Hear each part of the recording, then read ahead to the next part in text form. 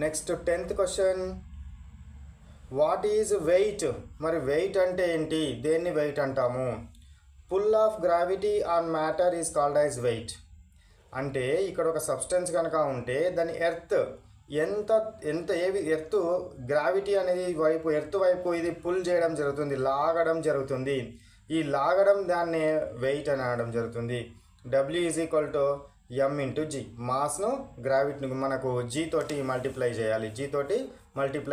G value ఎంత? 9.8 metres per second square.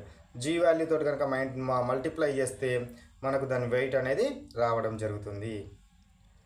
Next 11th question, what is perfection by physical sense? What is perfection by physical sense? Physical sense అంటే ఏంటి?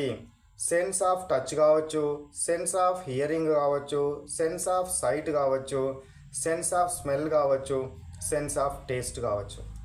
ఇవి physical సెన్స్లు అంటారు. అంటే touch చేయడం వల్ల కానీ అక్కడ అది ఉందని తెలుసుకోవాలి, లేదా దాని ద్వారా ఏదైనా సౌండ్ వస్తే హియర్ చేయడం వల్లనైనా తెలుసుకోవాలి, లేదా కళ్ళతోటి చూసైనా అక్కడ ఏదో ఉందని తెలుసుకోవాలి, లేదా ముక్కుతోటి శ్వాసించైనా దాని స్మెల్ని చూసైనా తెలుసుకోవాలి, లేదా నాలుకతోటి రుచి చూసైనా అక్కడ ఒక సబ్స్టెన్స్ ఉంది అని తెలుసుకుంటే దాన్ని ఫిజికల్ సెన్సెస్ అంటారు.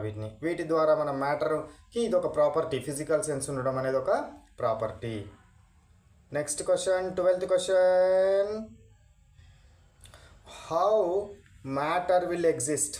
మ్యాటర్ అనేది ఎట్లా ఎగ్జిస్ట్ అవుతుంది? Aggregation of tiny particles.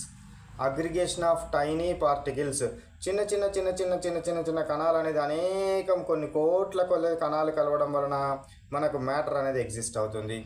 Tiny particles అంటే చిన్న కణాలు, అతి సూక్ష్మ కణాలు. అగ్రిగేషన్ అంటే ఒక దగ్గర కలిసి ఉండడము.